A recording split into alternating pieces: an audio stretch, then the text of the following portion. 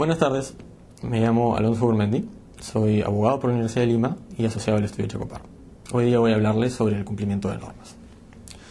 La creencia popular es que el derecho internacional en realidad no existe, no sirve para nada, que todo es política y que los estados en realidad no necesitan de las normas para sobrevivir y que hacen lo que quieren en las relaciones internacionales.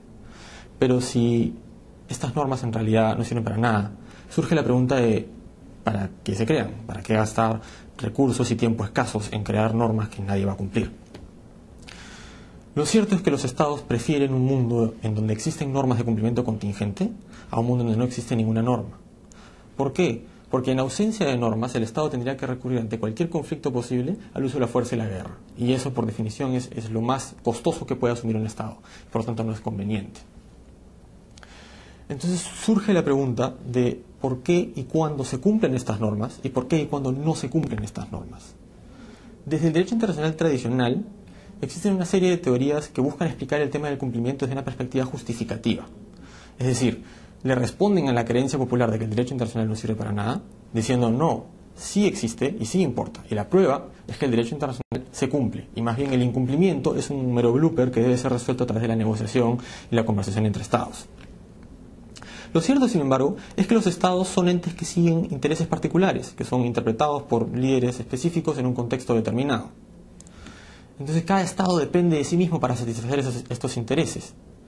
Y cuando un estado identifica este interés y determina la política que quiere seguir, existen ocasiones en las que esta política puede chocar con una norma internacional.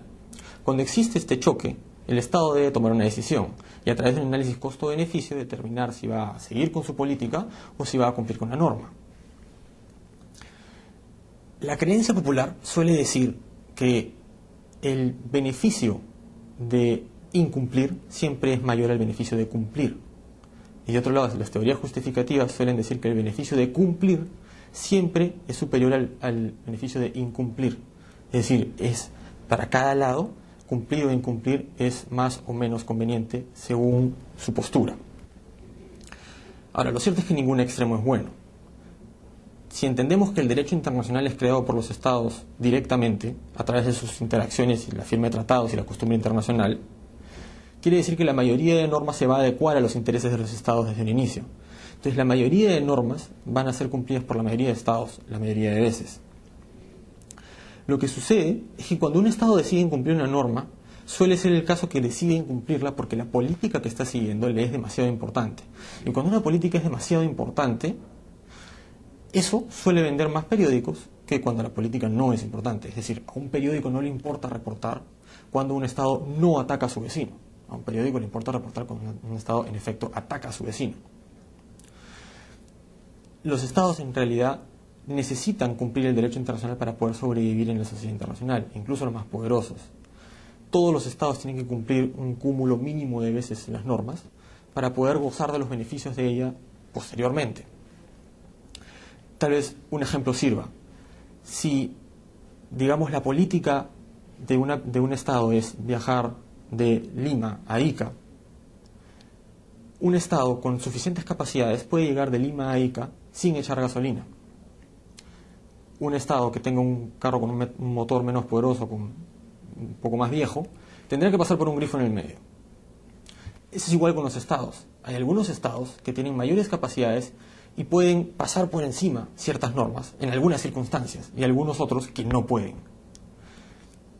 Eso no significa que los estados siempre puedan violar las normas. Por ejemplo, en el caso de Estados Unidos, si bien durante los 4 primeros años del gobierno de Bush se incumplieron todas las normas internacionales posibles, luego del segundo gobierno de Bush se empezó una campaña internacional para intentar convencer al mundo de que Estados Unidos sí cumpliría las normas. Por supuesto no funcionó, pero una vez que terminó el segundo mandato de Bush, quien salió electo fue Barack Obama y una de sus primeras posturas fue tratar de limpiar la imagen de Estados Unidos como país incumplidor de normas. Entonces, no está bien decir que el derecho internacional no sirve para nada y no está bien decir que el derecho internacional es absolutamente perfecto. El derecho internacional varía de estado a estado y el equivalente más bien de las posturas tradicionales, de la creencia popular, sería como decir que, dado que las personas se pasan las luces rojas en la calle, todo el reglamento de tránsito debería ser olvidado. El hecho de que existe incumplimiento no quiere decir que el derecho internacional no sirva, y el hecho de que exista cumplimiento no quiere decir que sea perfecto.